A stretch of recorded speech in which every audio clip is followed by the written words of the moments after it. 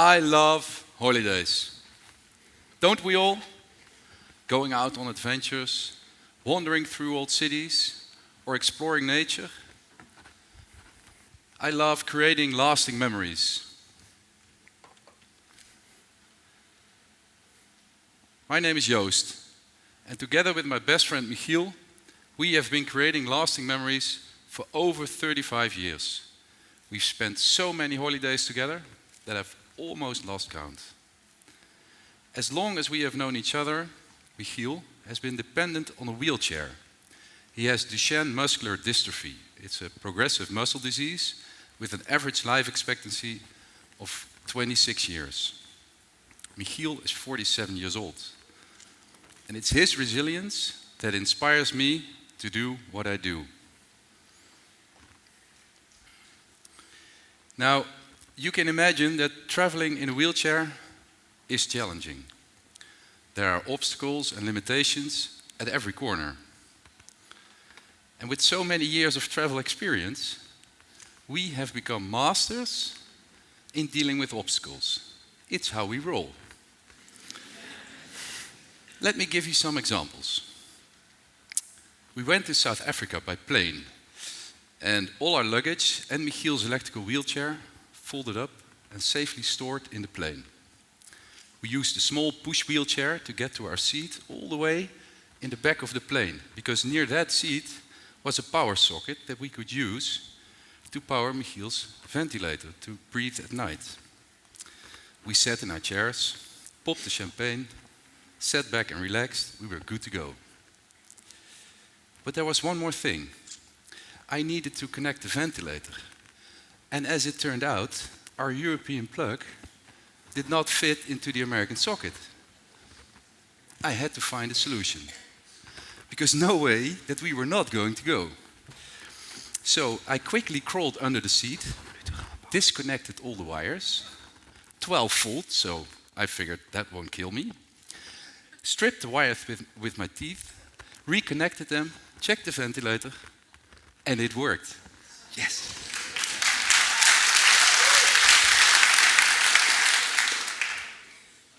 And we made it. And as we disembarked in Cape Town, I thanked the stewardess and I told her, you might want to have a check under the seat because there are some wires that are loose over there. Yeah, that's what you learn when life throws you so many hurdles, and giving up is just not an option for us. So we have become very resourceful over the years.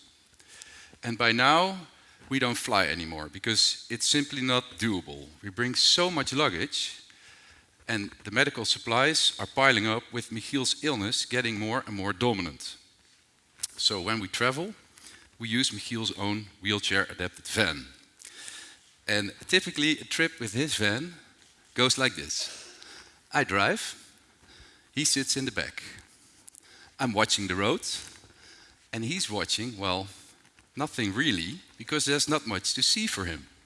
He sits high up in his chair, and he has a marvelous view of the roof. And that gets boring quickly.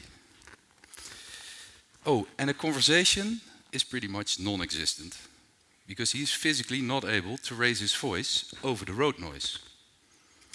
But okay, I drive, he's in the back, we are cruising towards our holiday destination. But then I hit a bump in the road, and the pipe he uses to breathe gets dislodged and out of reach. He's out of air. And if I wouldn't notice, and if I wouldn't look back often, I wouldn't even notice. So, there's no time to park the car. We're cruising. So, while driving, and I shouldn't really be telling you this, I slide my car seat back in order to reach the pipe, reposition the pipe, and continue driving. Crazy, but what can you do? No pipe, no breath. Our resourcefulness takes us a long way, but we both feel that we are reaching a point where we might have to admit that we can't continue traveling like this anymore. No more adventures. And that's not acceptable. Because I am convinced that the fact that Michiel has surpassed his life expectancy must have something to do with the adventures we undertake every year. Because adventures are a grinding stone for the mind. They give life energy. And that's why I want to continue traveling with Michiel for as long as possible. So we realized if we wanted to keep exploring, we needed a vehicle that's adapted to his wheelchair, obviously, and holds a place for us to sleep. One that has all medical needs and keeps us mobile whilst enjoying a vacation. A wheelchair-accessible camper van. And since a vehicle like that hardly exists, we decided to build one ourselves. And we had 3 key requirements for the wheelchair-accessible camper van. The first is that the wheelchair sits in the front, next to the driver, riding shotgun. It's the best seat in the house. You can talk and interact with the driver, you can watch outside. Heck, you control the radio and the navigation, so you decide where to go. The second requirement is that there's a ceiling lift built in, so that going to the toilet and the bed can be done easily, just like at home. And so that I, as a caregiver, can lift him out of the wheelchair without breaking my back. Because remember, it's my holiday too. The third requirement is that we always have reliable power nearby. A reliable power supply to charge the wheelchair, the ventilator, and any other medical appliances that we might need in the future. So, in January 22, I bought a Mercedes Sprinter, a big panel van. Made some designs, and after a few months, I was cutting large holes in the roof, the side panels, the back doors, and the floor for the kitchen hood, the windows, and some plumbing. Scary. Not to make any mistakes. A wheelchair lift was mounted under the vehicle, allowing access for the wheelchair via the side door. And once I really got started, my network opened up and brought me in contact with entrepreneurs and companies who provided services and products free of charge. And friends and family donated money. All energy was flowing in the right direction. And within 18 months, I had converted the Mercedes Sprinter into a fully fledged, wheelchair-accessible care camper. From concept to our first vacation and people showing interest to rent our van. Our first trip, our maiden voyage, was brilliant. A road trip via France, visiting friends, some campsites in Spain, and a boat trip to party island Ibiza. Everything worked out as designed. And this, ladies and gentlemen, this is how we roll.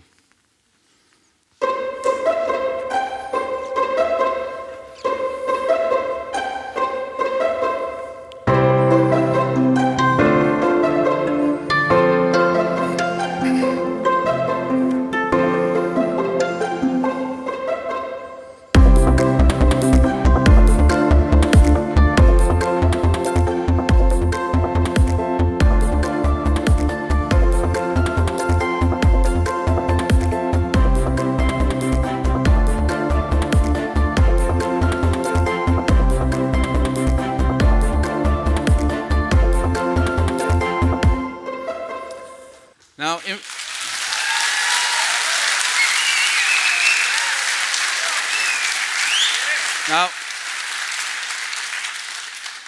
in real time, this process takes around 1 hour every morning and every evening. And yes, we found a way to continue what we love to do, to keep traveling.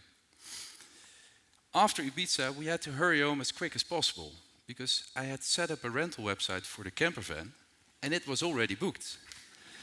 We returned on Wednesday, and on Thursday, our first adventurer, Sam, went to Italy with his parents. After Sam came many more. Frank stayed in the Netherlands, Linke went to Italy, and Esma went to Switzerland.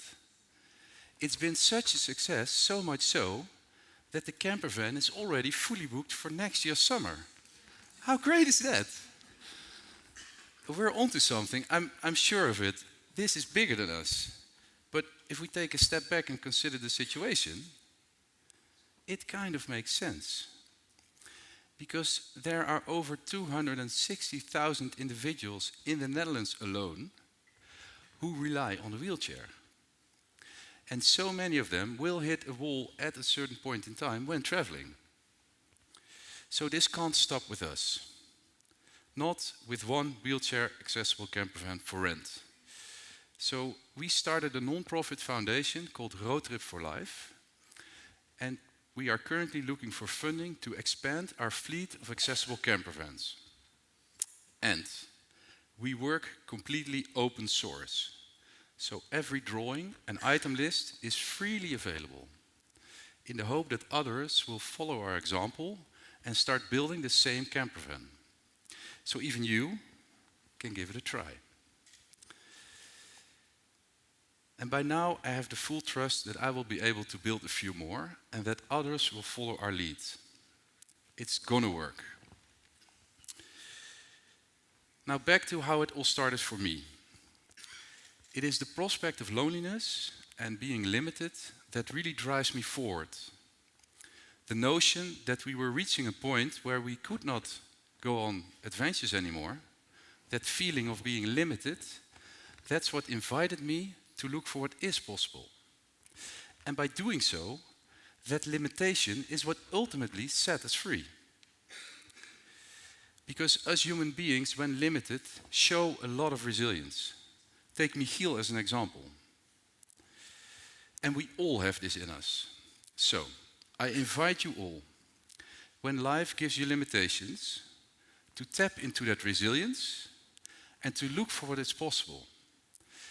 And if you do get stuck, know that friends are there to help out. Thank you, and thank you, Michiel, for being such a great friend.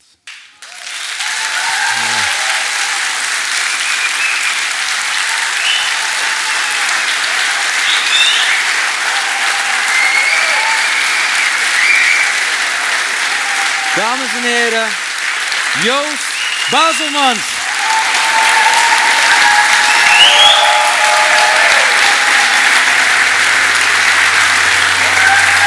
Mag hoor. Als iemand me dient is het Joost hoor, dames en heren. Joost Baselmans.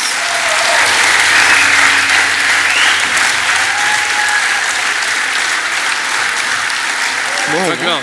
Blijf even staan. Dankjewel.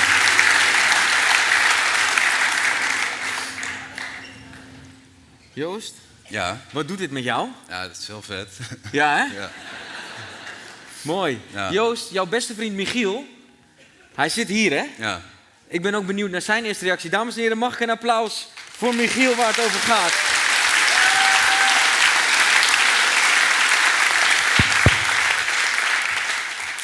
Michiel, jij hoort het zo de eerste keer van Joost. Wat doet dit met jou? Ja, ik vind het echt geweldig. Ja. Is mooi, je hoort het voor de eerste keer. Je ziet hem dus zo hier staan over jullie, over die trips vertellen. Geweldig. Ja, het ging hem goed af.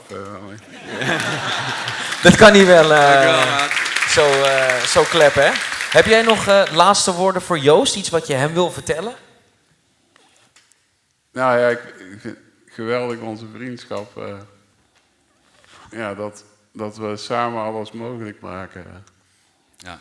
Dankjewel, maat. Om te blijven doen wat we doen. Dames en heren, Michiel en Joost. Joost, dit is toch nog ook jouw laatste moment. Je hebt het net de hele tijd over je beste maat gehad. Heb je nog woorden die je nu voor iedereen hier toch nog aan Michiel wil meegeven? Waar gaat de volgende vakantie naartoe, maat?